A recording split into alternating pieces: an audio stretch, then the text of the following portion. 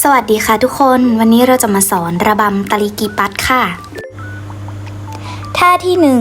1สะบัดพัดพร้อมกับขย้ำเท้าท่าที่2ท่าโพสก้าวเท้าขวาไปด้านหลังพร้อมยกมือขวาสูงท่าที่3ท่ารับหรือท่าเชื่อมย่ำเท้าซ้ายก่อนและมือขวาตามท่าที่4วางพัดเข้าหากันและสะบัดข้อมือขึ้นลงและเดินหมุนรอบไปทางซ้ายและขวาสลับกันท่าที่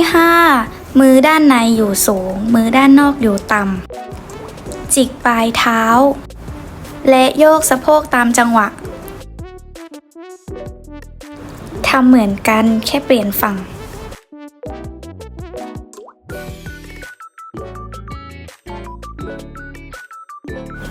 ท่าที่6หุบพัดและอ้าพัดออกเคลื่อนที่ไปทางด้านซ้ายก่อนและจากนั้นกลับไปด้านขวา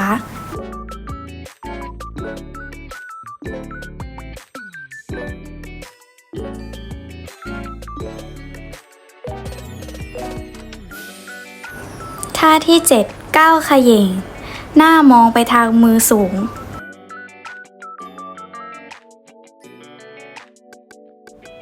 ท่าที่8ก้าวแตะเริ่มจากมือสูงก่อน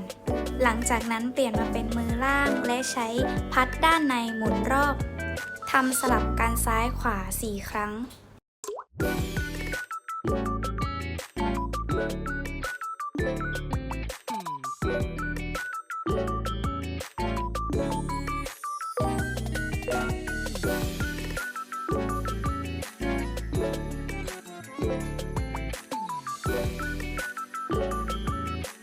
ต่อมาท่าที่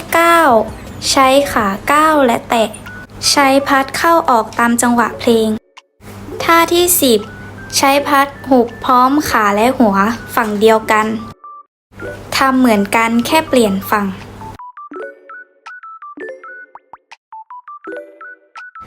ท่าที่11ทำเหมือนกันกับท่าที่5แค่เปลี่ยนจากการยืนเป็นการนั่ง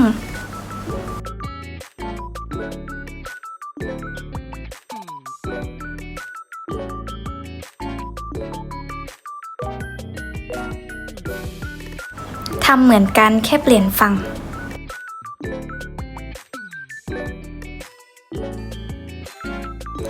ทำคล้ายๆกับท่าโพสเท้าใช้การเขย่งและวางส้น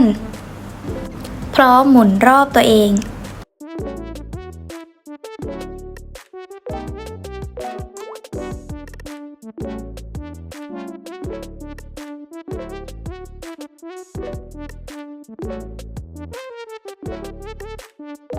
ทำเหมือนกันแค่เปลี่ยนฝั่ง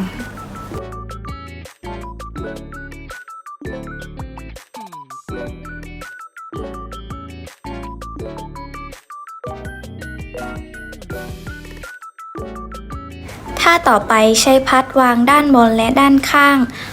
พร้อมจิกปลายเท้าและโยกตามจังหวะและสุดท้ายกลับมาท่าโพส